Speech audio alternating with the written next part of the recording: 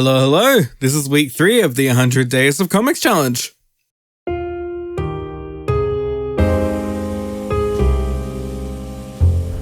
Hey! So, how's everyone going? Good? I hope it's good. Good and safe. I've been pretty good myself. I've been doing stuff and making things. Not gonna lie, challenges kind of reignited the spark in me to draw more lately. Not just comic work, but like, in general. I've been in a huge art slump since June? I think June? Let's say June? I've been drawing more lately every day before and after I do comic work because I'm either riding on a drawing high or getting myself into that groove to be able to work.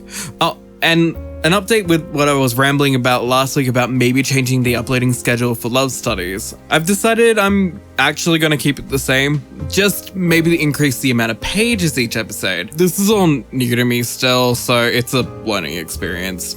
Things might change, things might not. Who knows? But yeah, good. Everything's been good lately. Today, as the video title implies, I'm going to be talking about my process when it comes to making comic pages for Love Studies, link in the description. I'll walk through the first page and how it came about with some examples since that one's actually been published. When thinking of what to draw on a page, I actually write down a rough script on my phone of who's talking and what's going on in that scene. Then I split those into pages depending on if I think it's a good time to jump to the next page or not. Yeah. It's kind of a vibe thing, it's hard to explain. Once I've gotten the rough script down for a page, then I begin to thumbnail, sorta? I briefly mentioned last week's video, I storyboard my panels because it helps me, personally, visualize things better. I know a more common approach to thumbnailing is to draw a tiny sketch of what the page's layout might be, but I'm quirky and different. But really, I like storyboarding more because it fits in more with my creative background. After the thumbnails, I quickly sketch out the panel layout and then really rough sketches of the characters in the panels based off the storyboard. Then I take a step back, figure out if I like it or not, and if I choose to commit with that, then I start using the paneling tools in Clip Studio to automatically split them into folders.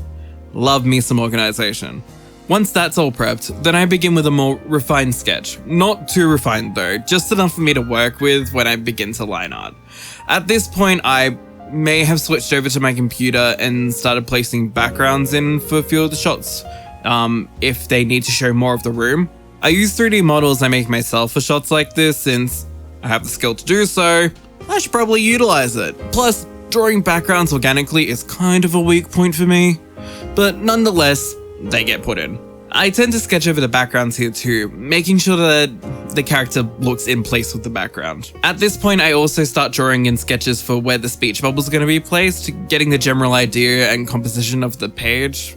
Once my second pass sketch looks good, I begin by using the speech bubble tool and adding in bubbles. Then writing in the edited script that's in my head.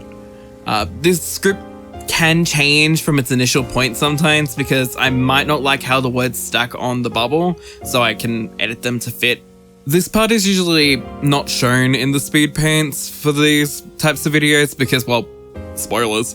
Once that's all set up, I begin to line art. I like to utilize Clip's vector layers for I love me a nice clean line, and they can also be sized up and sized down without blurring. Line art's pretty self-explanatory in this sense. I draw the lines. Shortly afterwards comes the comic's colors, which really doesn't take me that long at all since for a while, coloring a comic was what I was paid to do, so naturally it's the part that I'm quickest with. Sometimes with this part, a good hint is to have a palette of your character's general colors on hand. For this comic, I actually haven't done that yet, but with others, I do. I also edit the colors with adjustment layers afterwards to fit the panels to their moods. Once that's all done, I'm almost ready for posting, but I need to size down the image to be able to upload it, and then I need to cut it down for Instagram too. Then I'm done. Not sure if this offers any insight to others, but my biggest tip when it comes to this sort of stuff, use your skills and utilize your tools. They're there to make your life easier, so use them, goddammit. Before I wrap up the video, I actually want to address a question I got in the comments of my first video. This question is from a name that I will butcher if I try and say it out loud, so I'm not going to. Any drawing tips, videos, tutorials, books that you could recommend? I'm kind of a beginner in this area and I would like to do better. Any suggestions? Anything would be nice. Also, thank you for the comment. This question's actually kind of hard for me to answer since I started taking drawing seriously back in 2010. Back when I was beginning, I hate to say this, but I used to read those how to draw manga books. And I can say this now, I do not recommend those at all. At least the ones that I read. What was the one that I used to read? Hold on, I think I have it still.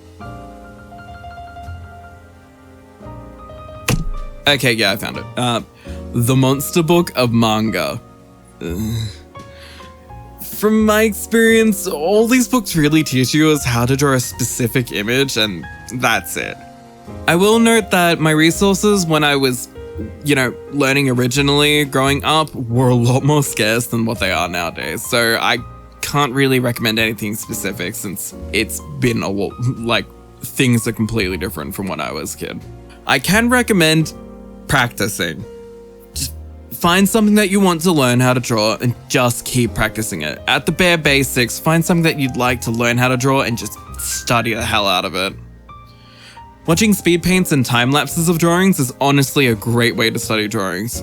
I generally do it for motivation to draw, but I remember back in the day when I was learning how to draw muscular guys for the first time, and I would just sit there and watch speed paints or process GIFs of how people did their images in general. I feel like that might not have been super helpful for what you needed, but I do believe if you just apply yourself, you can really do anything. So yeah, I'm gonna end it on that note for today. Tomorrow I'll be posting the second episode of Love Studies on Webtoons and Instagram, so keep an eye out for that one, and I'll see you all next week with a new topic to talk about. Bye!